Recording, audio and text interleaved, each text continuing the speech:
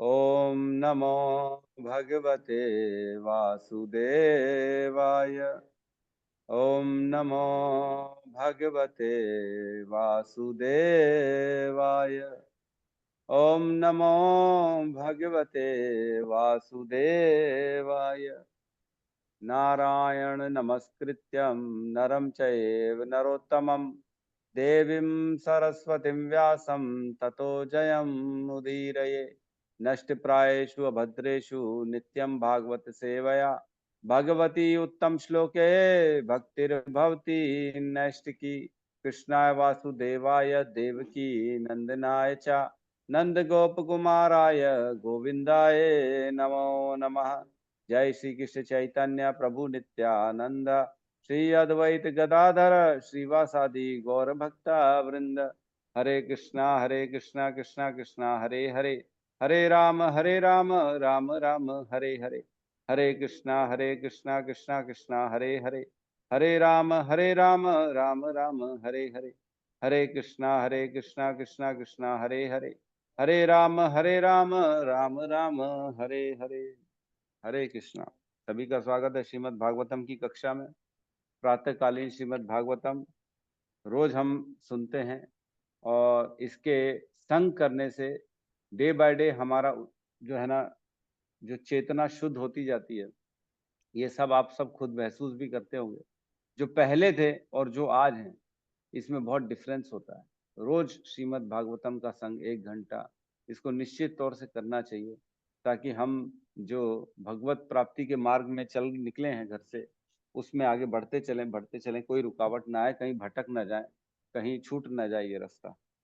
तो हमने कल छठा अध्याय स्टार्ट किया, पहला कैंटो अध्याय 6, जिसमें श्री नारद मुनि तथा श्री व्यास देव का संवाद है। तो कल हमने देखा कि व्यास देव ने कुछ प्रश्न पूछे, किससे? नारद जी से। तो श्लोक नंबर 2, 3 और 4 इसमें प्रश्न पूछे। तो दूसरे श्लोक में प्रश्न पूछते हैं कि आपने उन महामुनियों के चले जाने पर क्या किया, जिन्होंने आपके इस जन्म के प्रारंभ होने से पूर्व आपको दिव्य वैज्ञानिक ज्ञान प्रदान किया। पिछले जन्म की बात चल रही है नारद जी की। पिछले पूर्व जन्म में नारद जी एक दासी के पुत्र थे, और वो जो पूर्व जन्म हुआ था वो पिछले कल्प में हुआ था। याद रखिएगा इस चीज को, पिछले ब्रह्मा जी के कल्प में उनका जन्म हुआ था, वहां पे सब घटना हुई थी, और पूरा का पूरा कल्प बीत चुका है। और अभी ये 5000 साल पहले की बात है। ब्रह्मा जी के 50 वर्ष की आयु भी बीत चुकी है। इतना समय हो चुका है, इस कल्प का भी आधा समय निकल चुका है। इतना समय निकलने के बाद भी उनको याद है, वर्ड टू वर्ड याद है उनको सब चीज। तो पूछ रहे हैं कि उनके जाने के बाद आपने क्या किया, क्या हुआ आपके साथ, है ना।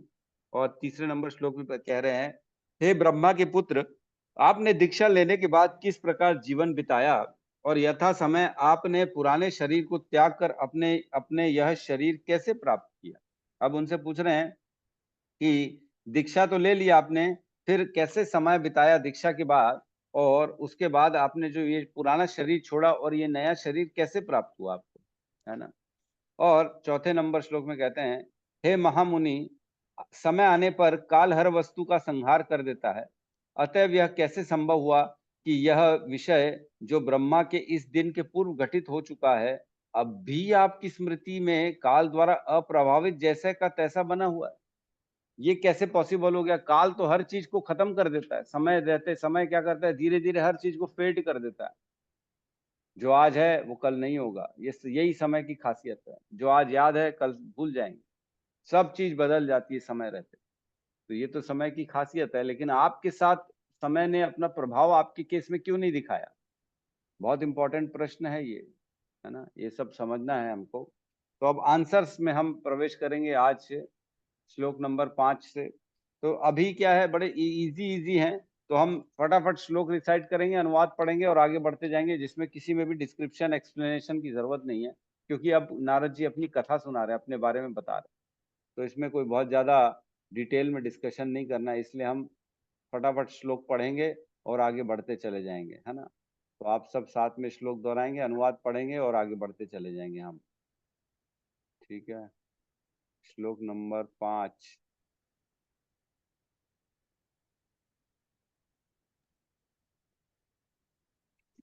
साथ में दोहराएंगे। नारद उवाच नारद उवाच भिक्षुभिः विप्रवसीते भिक्षुभिः विप्रवशिते विज्ञानादेष्ट्रिर्भिर्ममः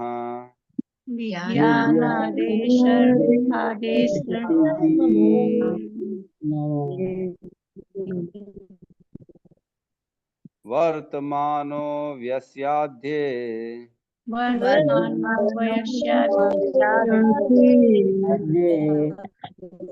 तद एतद् कारशम्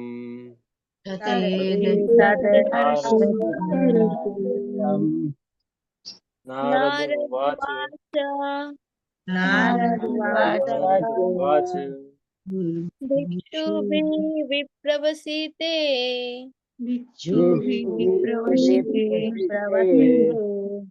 विज्ञानादृष्टभिर्मम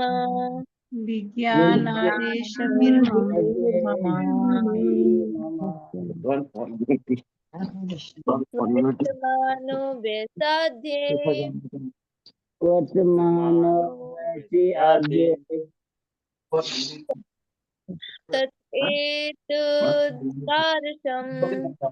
तत्एतदारशम् नारद उवाच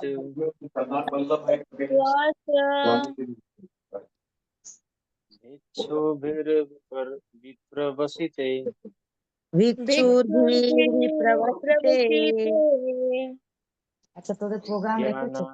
ज्ञानादेशभिर्मम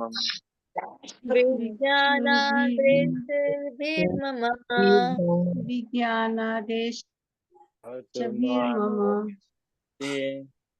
वर्तमानो वयस्यादे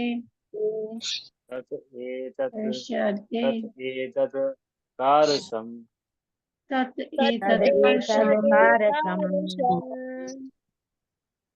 अनुवाद। श्री नारद मुनि ने कहा, जिन महर्षियों ने मुझे अध्यात्म का वैज्ञानिक ज्ञान प्रदान किया था, वे अन्य स्थानों को चले गए और मुझे इस प्रकार से अपना जीवन बिताना पड़ा। ओम अज्ञानतिमिरन्धस्य ज्ञानांजन शलाकया चक्षुरुन्मीलितं येन तस्मै श्री गुरुवे नमः। श्री चैतन्य मनोभीष्टं स्थापितं येन भूतले स्वयं रूपः कदा मह्यं ददाति स्वपदान्तिकम्। वन्देऽहं श्रीगुरु श्रीयुतपदकमलं श्रीगुरून् वैष्णवांश्च श्रीरूपं सागरजातं सहगण रघुनाथान्वितं तं सजीवं साद्वैतं सावधूतं परिजनसहितं कृष्ण चैतन्य देवं श्री राधा कृष्ण पादान् सहगण ललिता श्री विशाखान्वितांश्च। हे कृष्णा करुणा सिंधु दीनबंधु जगतपते गोपेश गोपिका कांता राधा कांत नमस्तुते। तप्त कांचन गौरांगी राधे वृंदावनेश्वरी वृषभानुसुते देवी प्रणमामि हरिप्रिये। वाञ्छाकल्पतरुभ्यश्च कृपा सिन्धुभ्य एव च पतितानां पावनेभ्यो वैष्णवेभ्यो नमो नमः। नमो विष्णुपादाय कृष्णपृष्ठाय भूतले श्रीमते भक्तिवेदांत स्वामीति नामिने। नमस्ते सरस्वती देवे गौरवाणी प्रचारिणे निर्विशेष शून्यवादी पाश्चात्य देशतारिणे। जय श्री कृष्ण चैतन्य प्रभु नित्यानंद श्री अद्वैत गदाधर श्रीवासादि गौर भक्त वृंद। हरे कृष्णा कृष्णा कृष्णा हरे हरे, हरे राम राम राम हरे हरे। हरे कृष्णा। तो यहाँ से स्टार्ट करें नारद जी अपनी कथा बताना। यहाँ बता रहे हैं कि जिन महर्षियों ने मुझे आध्यात्म का वैज्ञानिक ज्ञान प्रदान किया, वे अन्य स्थानों को चले गए और मुझे इस प्रकार से अपना जीवन बिताना पड़ा। अब बताना स्टार्ट करेंगे, है ना, कि इस प्रकार से जीवन बिताना पड़ा, क्योंकि प्रश्न हमने देखे क्या क्या प्रश्न पूछे उन्होंने, उनका एक एक करके सारे के सारे का आंसर देंगे नारद मुनि, है ना। तो तात्पर्य में जाते हैं एक बार। पूर्व जन्म में जब नारद जी को महर्षियों ने कृपा पूर्वक आध्यात्मिक ज्ञान प्रदान किया था, तो उनके जीवन में प्रत्यक्ष परिवर्तन आया था। यद्यपि वे तब 5 वर्ष के बालक थे, प्रमाणिक गुरु से दीक्षा प्राप्त करने के बाद दिखाई देने वाला यह महत्वपूर्ण लक्षण है। भक्तों की वास्तविक संगति से जीवन में आध्यात्मिक अनुभूति के लिए तेजी से परिवर्तन आता है। नारद मुनि के पूर्व जीवन में यह कैसे घटा, इसका एक एक करके इस अध्याय में वर्णन किया गया है। तो इसमें एक बहुत इंपॉर्टेंट लाइन है कि प्रामाणिक गुरु से दीक्षा प्राप्त करने के बाद दिखाई देने वाला यह महत्वपूर्ण लक्षण है ना। क्या परिवर्तन आता है, कृपा आध्यात्मिक ज्ञान किया तो उसके जीवन पर प्रत्यक्ष परिवर्तन आ जाता। तो जब तक हम किसी की शरणागति नहीं स्वीकार करते तब तक परिवर्तन नहीं आता हमारे जीवन। ठीक है, श्लोक नंबर 6 को लेते हैं, साथ में दोहराएंगे। एकात्मजा मे जननी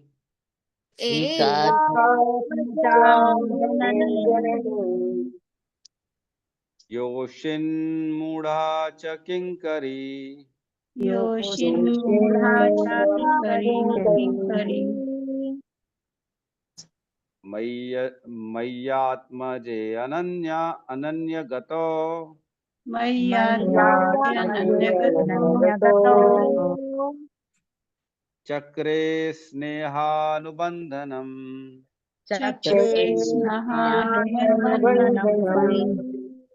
एकात्मजा मे जननी एकात्मजा मे जननी योषिन्मूढ़ा च किंकरी योषिन्मूढ़ा च किंकरी मय्यात्मजे अनन्यगतो मय्यात्मजे अनन्यगतो चक्रे स्नेहानुबन्धनम् चक्रे स्नेहानुबन्धनम् हरे कृष्ण। एकात्मजा मे जननी एकात्मजा मे जननी योगीशन मूढ़ा च किंकरी योषिन्मूढ़ा च कृष्णेहानुबन्धन मय्यात्मजे अन्यगत चक्रे मय्यात्मजे अनन्यगतो स्नेहानुबंधनम चक्रे स्नेहानुबन्धनम्। हरे धन्यवाद। कृष्ण। मैं अपनी माता का इकलौता पुत्र था। वह न केवल भोली भाली स्त्री थी अपितु दासी भी थी। क्योंकि मैं उसकी एकमात्र संतान था अतः उसकी रक्षा का कोई अन्य साधन न था। अतः उसने मुझे अपने स्नेह पाश में बांध रखा था। तो यहाँ आप नारद जी बता रहे हैं कि मैं अपनी माता का इकलौता पुत्र था। अपनी माता का एकात्मजा में जननी, मैं एकमात्र पुत्र था अपनी जननी का, मेरी माता का, है ना। योशिन मूढ़ा च किंकर, है ना।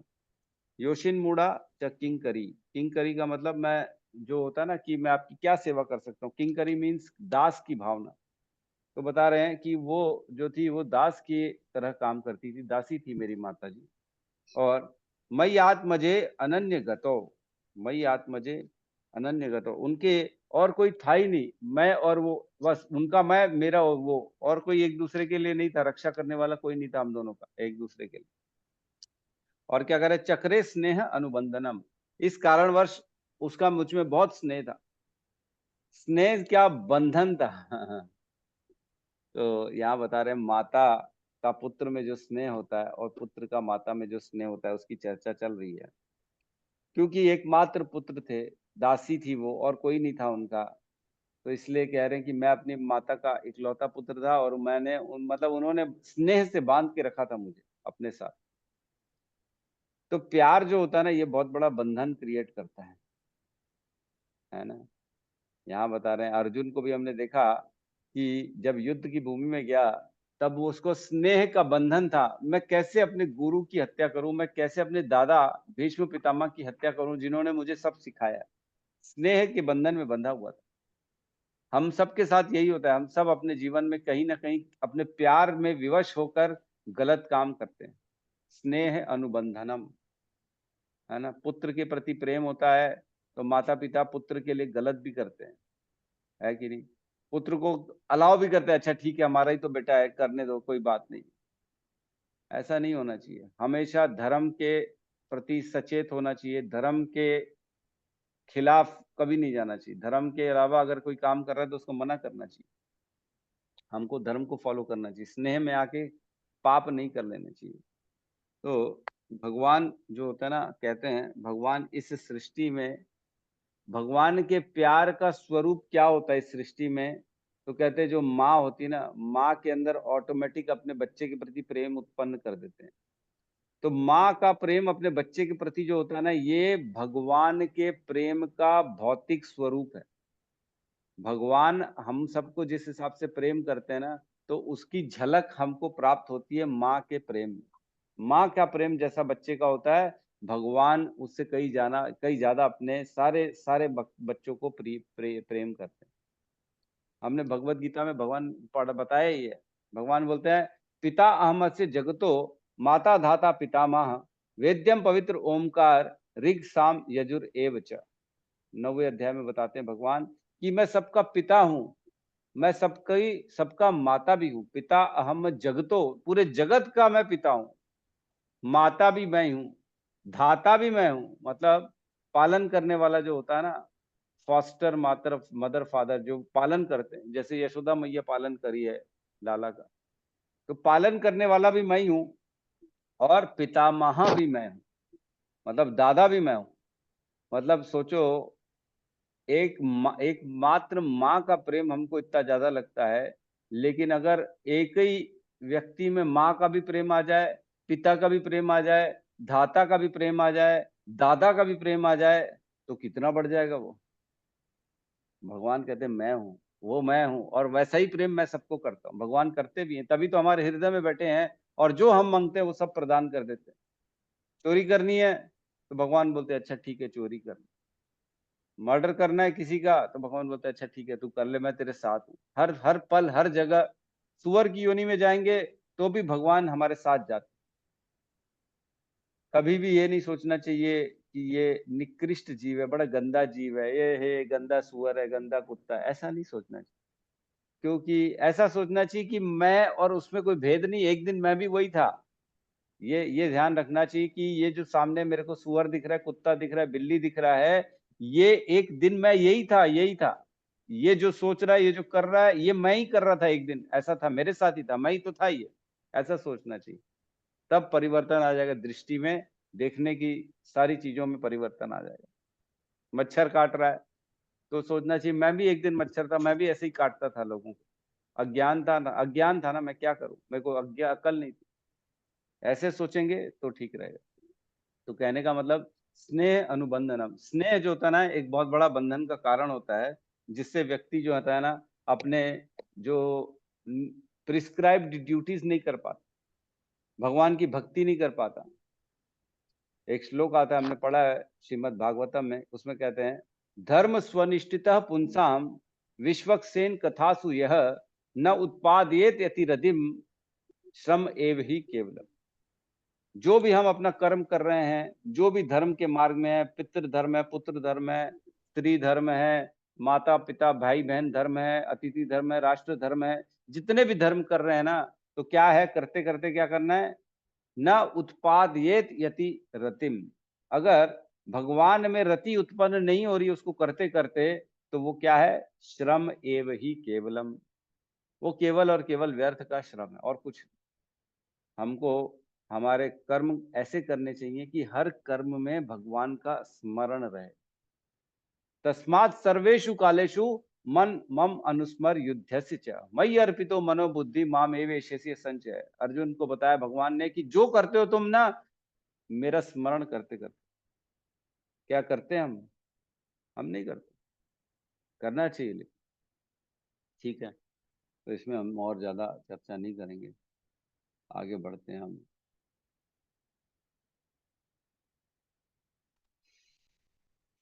ठीक है, 7वां नंबर श्लोक साथ में दोहराएंगे।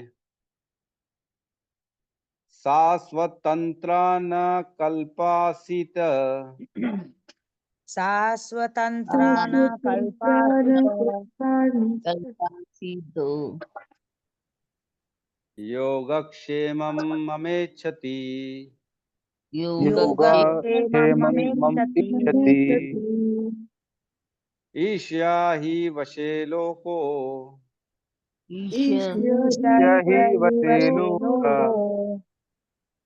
योषा दारुमयि यथा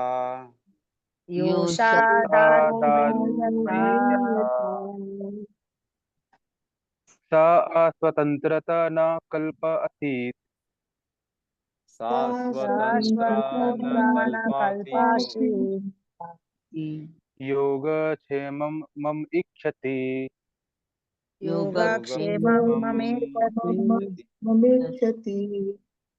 ईशस्य हि वसे लोकः ईशस्य हि ईशस्य हि वसे लोको योषा दारुमयी यथा योषादारुमयि यथा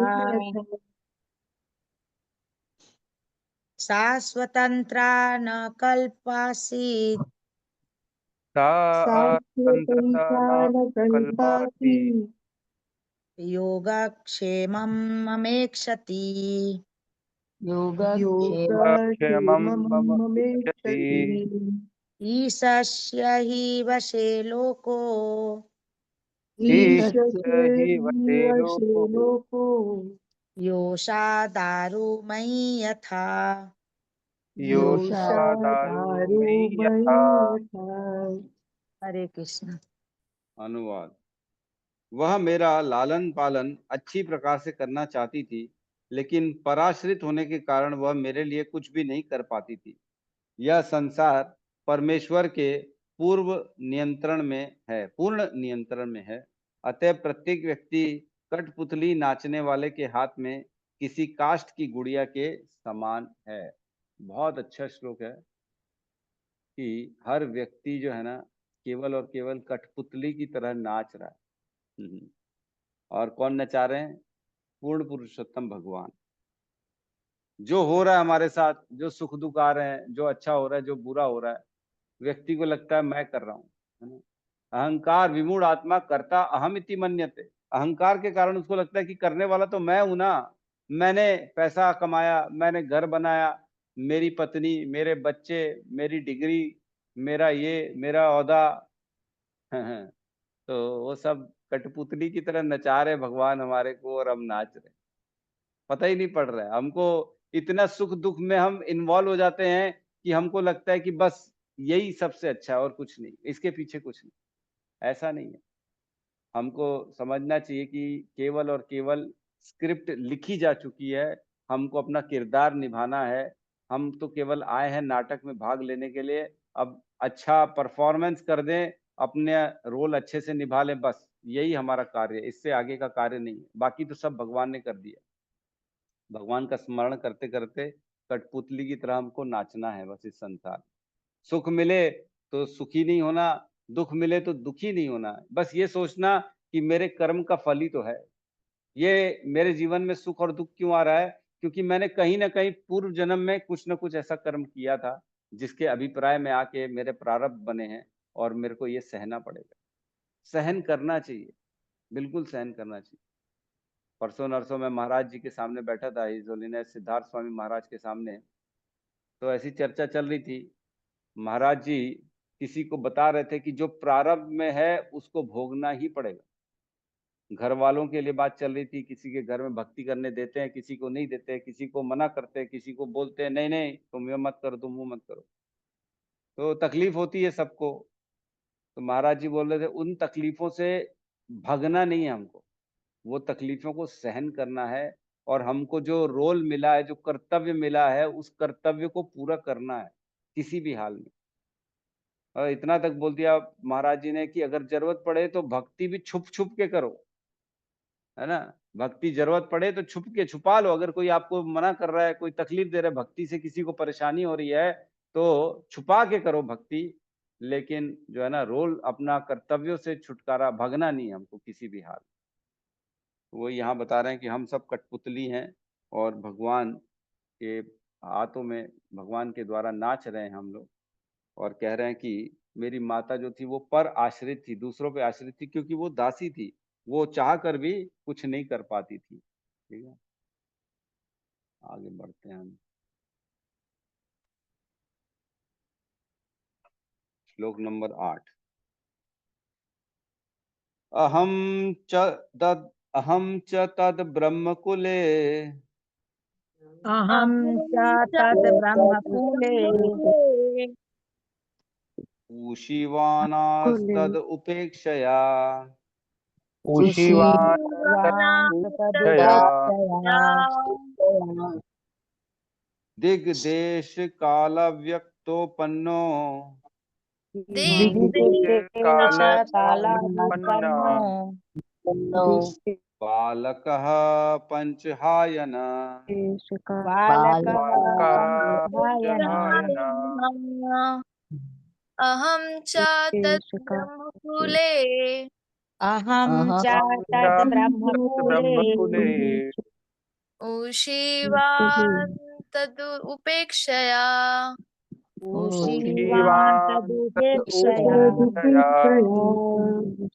दिग्देश कालावित्पन्नो दिग्देशकालव्युत्पन्ना बालकः पंचहायनः बालकः पंचहायनः।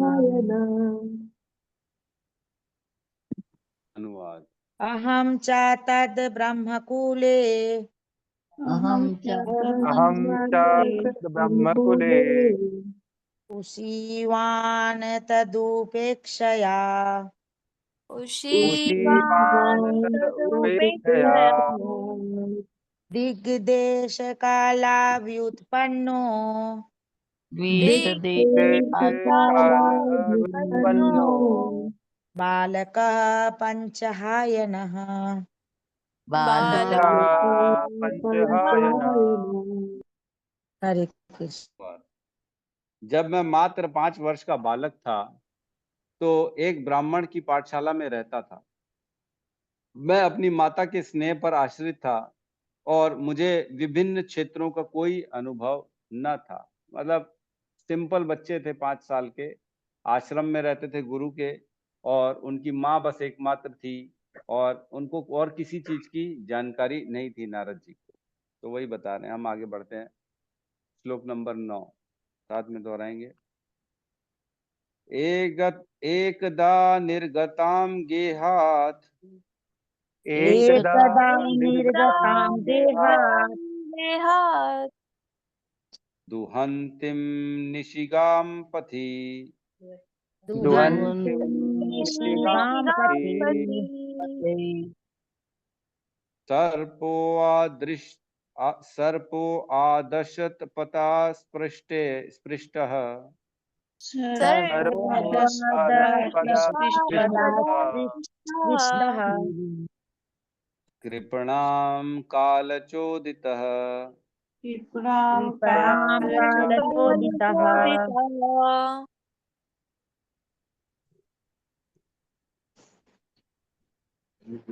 एकदा निर्गतां देहात् एकदा निर्गतां देहात् दुहन्तीं निशिगां पथि दुहन्तीं निशिगां पथि सर्पो दशत्पदा स्पृष्टः सर्पोदशपदास्पृष्टः कृपणां कालचोदितः कृपणां कालचोदितः।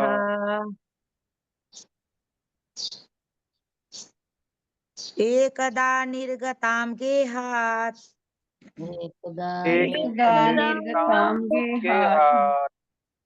दुहन्तीं निशिगां पथि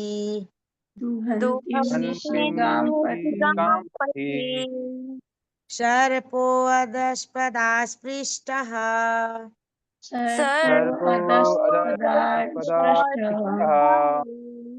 कृपणां कालचोदितः।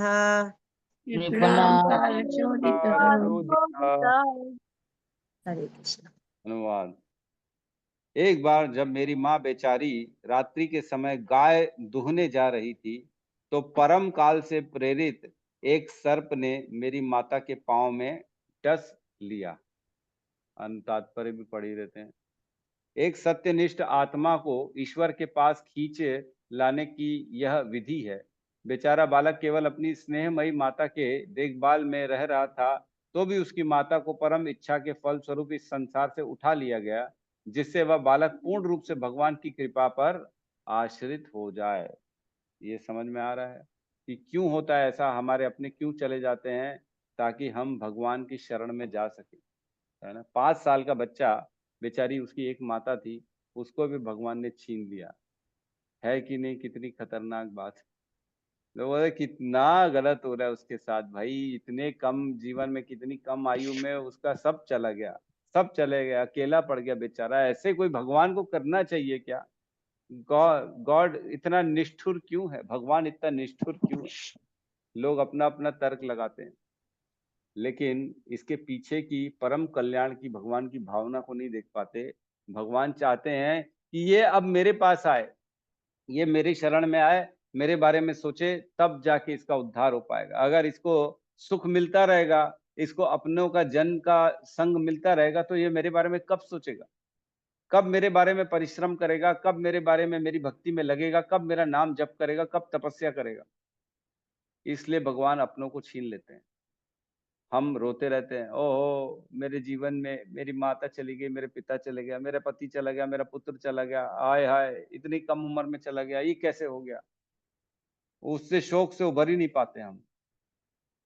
तो हमको इसको दूसरी डायरेक्शन में भी सोचना चाहिए, सिक्के के दूसरे पहलू की तरफ सोचना चाहिए कि शायद वो चले गए, भगवान चाहते हैं कि मैं अब उनका, भगवान का स्मरण करूं। वो रहते तो मैं भगवान का स्मरण नहीं कर पाता, इसलिए भगवान ने एक काल किया। यही कह रहे हैं ना इसमें कि काल की शक्ति से, काल की शक्ति से प्रेरणा होके सर्प ने माँ को डस दिया, माँ चल बसी नारद जी की।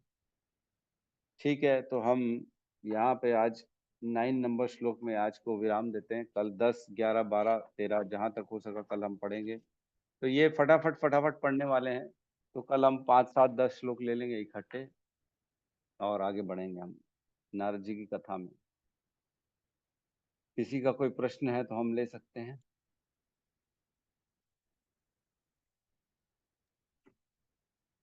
यस अनिल प्रभु जी कहिए। यस प्रभु जी, हरे कृष्ण, धन्यवाद, प्रणाम प्रभु जी। धन्यवाद, प्रणाम प्रभु जी। प्रभु जी एक क्वेश्चन था, क्वेश्चन तो कल ही का था बट समय हो गया था तो मैं नहीं पूछा मैं। जैसे कि ब्रह्मा जी पोस्ट है, इंद्र एक पोस्ट है और अन्य देवी देवता पोस्ट है, तो क्या नारद जी भी एक पोस्ट है क्या? ऐसा होता है कि उनके जाने के बाद और कोई नारद बने और भक्ति का प्रचार प्रसार करे? नहीं नहीं, ऐसा नहीं है कि पोस्ट है नारद, नहीं नहीं। नारद जो है वो पोस्ट नहीं है। नारद जी तो भक्त हैं, बहुत बड़े भक्त हैं। जी। लेकिन ये कहना मुश्किल है कि और भी कोई नारद बनेगा कि नहीं। लेकिन हमने अभी भी ये पढ़ा कि नारद जैसे जरूर बन सकते हैं हम। हमने ये पढ़ा था, नारद जी स्वयं बताए कि जैसा मैं अपने एक्सपीरियंस से बता रहा हूँ, तो जो ऐसा करेगा तो तात्पर्य में प्रभुपाद कहते हैं कि वो भी भगवान का पार्षद जरूर बन जाए। जैसे जैसे नारद जी ने किया अपने जीवन में, वैसे वैसे अगर हम भी करेंगे तो भगवान के पार्षद बन जाएंगे। और हो सकता है नारद जैसी पदवी मिल जाए, या उनसे श्रेष्ठ मिल जाए, या उनके नीचे मिल जाए, कुछ भी मिल सकता है, कोई बड़ी बात नहीं है। और ऐसा नहीं है कि एक ही ब्रह्मांड है, अनेक अनेक अनंत ब्रह्मांड है। भगवान अनंत ब्रह्मांडों को चला रहे हैं। कहीं पे भी कोई भी जगह मिल सकता है, नारद बन सकते हो या नारद से ऊपर भी बन सकते हो, ऐसा होता है। मतलब ये देवताओं वाला नहीं। देवता क्या होता है, भौतिक संसार में फंसे रहते हैं। नारद जी आध्यात्मिक जगत में भी जा सकते हैं। नारद जी जी। इस संसार में इसीलिए आते हैं ताकि केवल और केवल भगवान की भक्ति का मैं प्रचार कर सकूं। वो अब उनको आने की जरूरत नहीं है, वो तो मुक्त हो चुके हैं। उनको वैसी वैकुंठ धाम में उनके पास आना जाना, वो भी फ्री टिकट है उनके पास। कोई भी वैकुंठ में, किसी भी लोक में नारद जी फ्रीली आ जा सकते हैं, उनको कोई रोक टोक नहीं है। तो इस संसार में, भौतिक संसार में, केवल और केवल जीवों का उद्धार करने के लिए ही आते। आप नारद जी के जितने भी एग्जाम्पल देखेंगे ना, राजा चित्रकेतु हो गए, उनका उद्धार कर दिया उन्होंने, है ना। मृगारी था, उनका उद्धार कर दिया नारद जी ने, है ना। नारद जी ने ध्रुव का उद्धार किया, नारद जी ने प्रहलाद का उद्धार किया, नारद जी ने नल कुबेर मणिग्रीव का उद्धार किया। तो नारद जी ने किनका उद्धार नहीं किया? जिनसे मुलाकात करी है ना, उनका उद्धार ही किया नारद, जी। है ना। तो नारद जी जो है वे केवल भक्ति के लिए आते हैं, उनको आने की जरूरत ही नहीं है इस संसार में। वो तो पहले ही मुक्त है, वो कोई पदवी नहीं है। वो भगवान के नित्य मुक्त जीव मान सकते हैं या सिद्ध मुक्त जीव मान सकते हैं, जो अपने आप को मुक्त कर चुके हैं। जी प्रभु। जी राइट। जी प्रभु। हरे कृष्ण। हरे कृष्ण। ठीक है, तो एक प्रश्न था कल परसों राधिका माता जी का। राधिका माता जी आई हैं क्या आज? हरि बोल। हरे कृष्णा। राधिका आई माता है, जी आई नहीं है। है? आई हैं क्या? तो राधिका माता जी ने प्रश्न किया था कि वो जो वृक्ष था, जो वट वृक्ष जिसके नीचे पे कथा हुई थी, वो क्यों फंसा हुआ इधर पे? है ना, हमने कल बताया था कि वो भी स्वयं भगवान जैसा हो गया है ना। हमने एक श्लोक पढ़ा है भगवत गीता में, अब्रह्म नहीं, माम चयो अव्यभिचारेण भक्ति योगेन सेवते स गुणान समतीतेना न ब्रह्म भूयाय कल्पते। वो ब्रह्म के स्तर तक पहुंच जाता है जो अव्यभिचारी मेरी भक्ति में लगा रहता है, वो गुणों को पार कर जाता है और निर्गुण की अवस्था में पहुंच जाता है। तो उस वृक्ष में साक्षात भगवान का अंश आ चुका है और वो मुक्त हो चुका है। तो अब माता जी का प्रश्न है कि मुक्त है तो वो क्यों है यहाँ पे, है ना, उसको चले जाना चाहिए यहाँ से। तो एक चीज समझिए माता जी, जो मुक्त होता है ना, जरूरी नहीं है वो इस संसार से चला जाए, वो दूसरों के उद्धार के लिए यही रहता है। क्यों? क्योंकि उनके पास शक्ति होती है भगवान की, और वो अपनी शक्ति का प्रसार करते रहते। आज वो हैं इसलिए वहां पे इतनी सारी कथाएं हो रही हैं, इतने सारे पॉजिटिव एनर्जी वहां आती है। जो जाता है उस वृक्ष को, जैसे ही आप गले लगाएंगे ना वृक्ष को, तो ऐसा लगेगा मेरे अंदर अलग ही एक एनर्जी प्रवेश करती जा रही है। और वहाँ का एक अलग ही अद्भुत वातावरण है, भक्तिमय वातावरण है। वहां जाओ, आप बैठोगे तो ऐसा लगेगा वाह, कैसी, मतलब जप करने में मन लग जाएगा, भगवान की कथा में मन लग जाएगा। जितना स्मरण करोगे उतना शुद्ध चेतना से भगवान का स्मरण हो जाता है वहां। तो जैसे हमारे शिक्षा अष्टकम में कहते हैं, जो है चैतन्य महाप्रभु, न धनम न जनम न सुंदरीम न कविताम जगदीश मम जन्मनि जन्मनीश्वरे भवताद भक्ति अहेतुकी त्वयि।